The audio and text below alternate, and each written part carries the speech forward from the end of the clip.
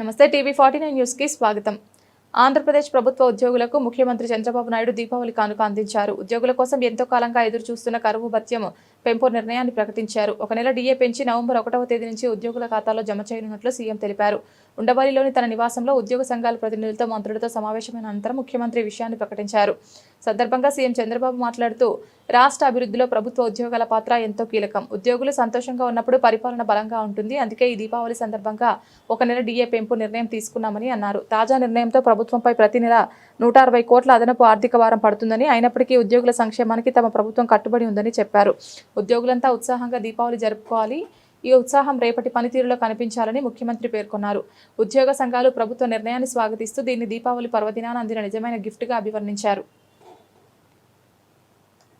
ఏదైతే నేను ఆ రోజు చెప్పినటువంటి సంక్షేమ కార్యక్రమాలు సూపర్ 6 ఇవి కూడా చాలా వరకు ఇచ్చి కాపాడుకుంటూ వచ్చాం. అందరికీ చేసిన తర్వాత ఎవరైతే ఎంప్లాయీస్ ఉన్నారో వాళ్ళకు కూడా నా బాధ్యత. అయితే మనసు ఉంది కానీ మార్గం లేదు.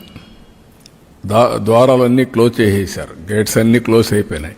ఒకవేళ నేను ఇవ్వాలని పరిస్థితి తీసుకొచ్చారు.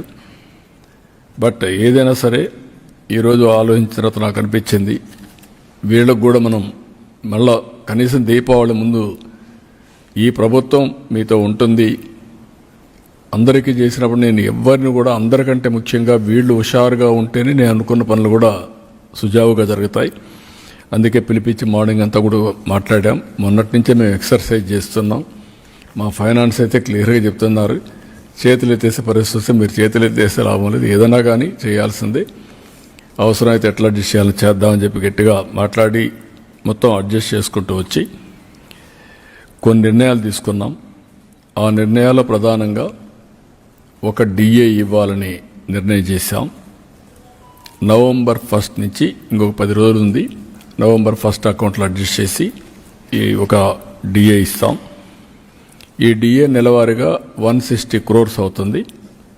అది ఫస్ట్ ఫేజ్, అది క్లియర్ చేస్తాం. అదే సమయంలో ఇంకొక పక్క టీచర్స్ వీళ్ళందరూ ఉన్నారు, ఇప్పుడు ఇవ్వలేకపోతున్నాం. ఎర్న్ లీవ్ కూడా పోలీసులకు మాత్రం ఒక 1 ఇన్స్టాల్మెంట్ క్లియర్ చేస్తాం. 50-50 అంటే సగం 105 కోట్లు నవంబర్లో ఇచ్చి 105 కోట్లు జనవరిలో ఇస్తాం. ఇది కూడా క్లియర్ చేస్తాం. రెండోది వీళ్ళు హెల్త్ దీనికి కాంట్రిబ్యూట్ చేస్తున్నారు. కొన్ని రాష్ట్రాల్లో ఇన్సూరెన్స్ కూడా వేయాలని చెప్పారు.